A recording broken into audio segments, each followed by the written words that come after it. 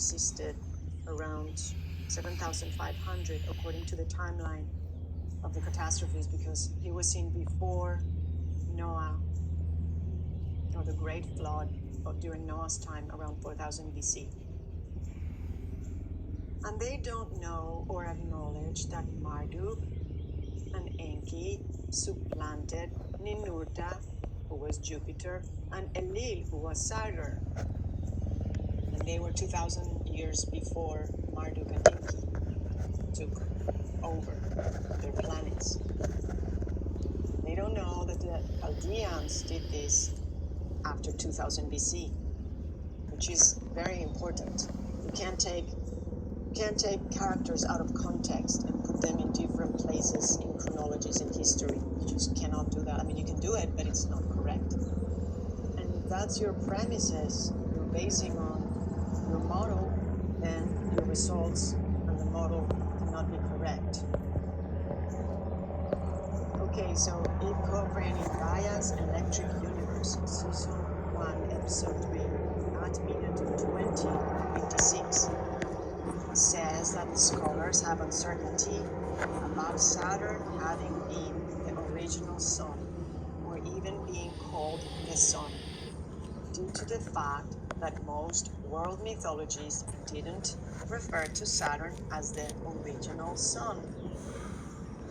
Eve Cochrane gives the example of the Maya and Aztec mythologies, but he fails to mention that Saturn as a sun might have been one of the 5 suns that the Maya and the Aztecs do have a legend and talk about.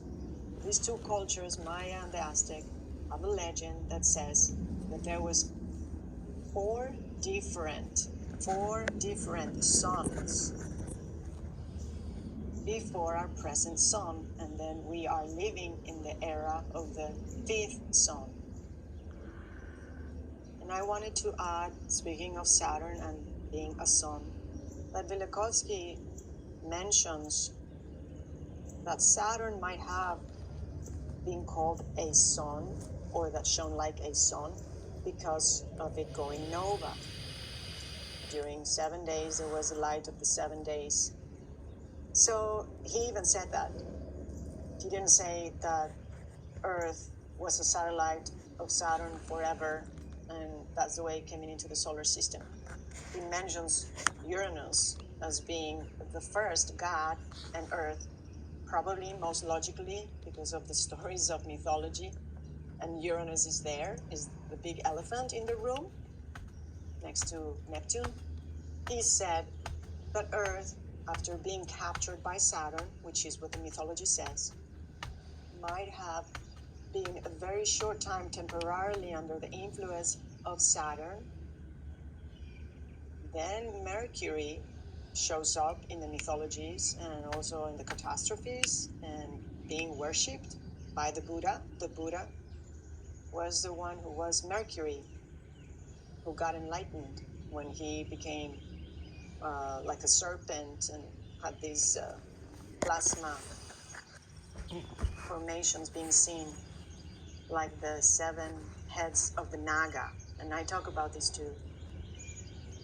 After interacting with Mercury, which is also remembered as the Tower of Babel event over the world, and also in Mexico, the building of the giant pyramid of Cholula, and it's said that it was built by the angels or demons or giants that were the Sumerians. Then Earth interacted with Jupiter. It was probably moving through the solar system and encountered Mercury, because Mercury in the mythologies was the messenger and probably a satellite, a moon, or a planet of Jupiter. So they encounter each other, get zapped by Mercury, then keeps flying past Jupiter. Jupiter interacts with Earth.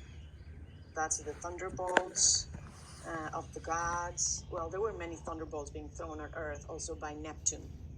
Let's not forget that. And by other planets, because electrical interactions are thunderbolts. But because Jupiter was pretty huge, I imagine that those thunderbolts or electrical interactions or solar flares from Jupiter must have been pretty huge.